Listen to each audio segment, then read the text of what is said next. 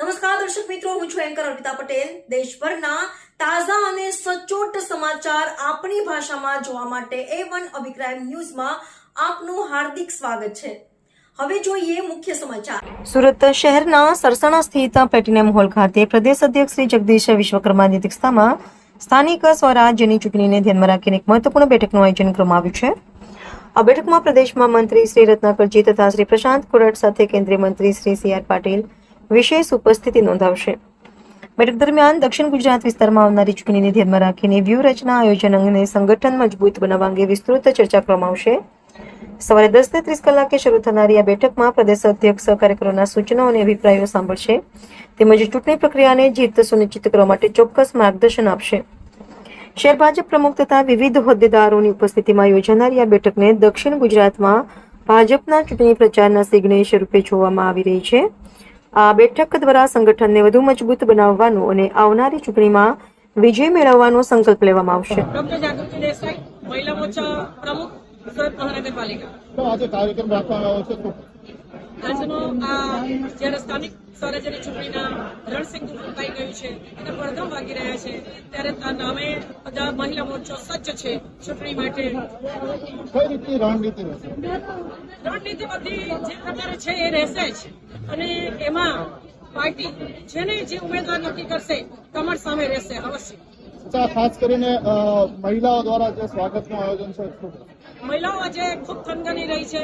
આજે આદરણીય વિશ્વકર્માજી, પ્રદેશ અધ્યક્ષ શ્રી, સંગઠનના મહામંત્રી શ્રી રત્નાકરજી અને જ્યારે પ્રશાંત કોરટજી અહીં પધાર્યા છે ત્યારે અવશ્ય મહિલા મોરચો ખૂબ આનંદ અને ગૌરવની લાગણી અનુભવે છે અને એમનું દિલથી સ્વાગત કરે છે। રેડી? આપનું નામ? Nainaben Sanghani, Barasara ward number 4। નૈનાબેન, કઈ રીતનું આયોજન છે આજે અને ખાસ કરીને મહિલાઓ દ્વારા સ્વાગતનું આયોજન છે, શું કહેશો? હાલ સ્થાનિક ચૂંટણીની તૈયારી ફૂલ ચાલી રહી છે। અત્યારે અમારા પ્રદેશ પ્રમુખ શ્રી જગદીશભાઈ પંચાલ, પૂર્વ પ્રમુખ શ્રી CR પાટીલ સાહેબ, આપણે હર્ષભાઈ સંપી, બધા અમારા નેતા ઉપસ્થિત રહેવાના છે અને આજે મહિલાઓમાં બહુ ઉત્સાહભર સ્વાગત કરવા માટે બધા ઉમટી પડ્યા છે અને મહાનગરપાલિકાની સ્થાનિક ચૂંટણીની તૈયારી છે। આજે સુરત ખાતે દક્ષિણ ઝોનના પદાધિકારીઓની બેઠક માટે પ્રદેશ ભારતીય જનતા પાર્ટીના યશસ્વી અધ્યક્ષ આદરણીય શ્રી જગદીશભાઈ વિશ્વકર્મા આવ્યા છે। આગામી સ્થાનિક સ્વરાજની ચૂંટણીને ધ્યાનમાં રાખીને મંડળથી લઈને જિલ્લા સુધીના બધા જ કાર્યકર્તાઓને ઝોન્સ મળવાનું થાય એ પ્રકારે એમનો ગુજરાત પ્રદેશની અંદર પ્રવાસ ચાલી રહ્યો છે અને આજે શરૂઆત દક્ષિણ ઝોનથી થઈ છે।